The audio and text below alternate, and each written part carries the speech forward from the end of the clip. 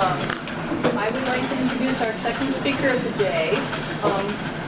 Brittany Jarvis is a single mom from Rochester, New York, and she was able to find and work out. She's going to tell you the story of how she found an accredited early childhood program that is also a Quality Stars site that is providing both child care and universal pre-kindergarten for her daughter Carmen.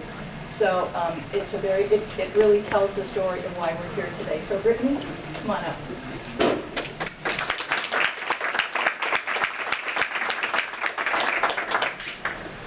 Good morning, everybody. It's a pleasure to be here. My name is Brittany Jarvis. I'm a single parent from Rochester, New York. My daughter is 4 years old, and she attends Lakeside Child and Family Center. I'm a full-time healthcare worker for Visiting Nurse Services, and I chose Lakeside Child and Family Center because it was close to home, and my first encounter with Chris Cook, the director, and the staff was amazing. The fact that the pre-K program and wraparound child care service center was housed in the same facility finalized the decision. I later found out that the center is nationally accredited and a Quality Star NY site, so I know now I have chosen a place with high standards for quality and learning. The enrollment process for the universal pre-K program went very well. I have no doubt that Carmen will be more than prepared to enter kindergarten. Her teachers, Miss Kristen and Miss Aura, they will never know how much they have been and will continue to be a positive and motivating force in our lives.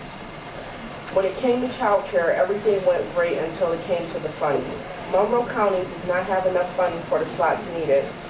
I started off trying to fit 2 days a week into the budget, and thanks to my scheduler at Visiting Nurse Services, Lynette Benj, I was able to take a break in between my cases so that I could pick up Karma from her half-a-day pre-K class, take her to my aunt who agreed to look after her for the other 3 days, yet she only poses a temporary solution.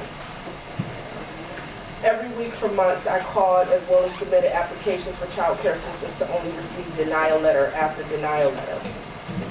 I couldn't give up because Karma was more determined that she was going to go to daycare on a regular basis than I was. And she understood that we didn't have enough money for her to go every day. When I received the notice that was approved, it was like I hit the lottery. When I told her she could go downstairs, quote unquote, every day, it gave us both relief. No more confusion for Karma and I.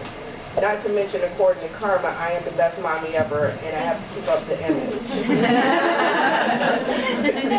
I am funded through a facilitated enrollment dollars that comes through the Workforce Development Initiative.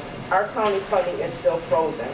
I would love to pay for my own child care so that some other less fortunate individual could use a helping hand, but for now it is what's keeping us together. I've been working since I was 14 years old, and it's the only thing I know how to do. Child care subsidies make it possible for people like me to make a decent, honest living.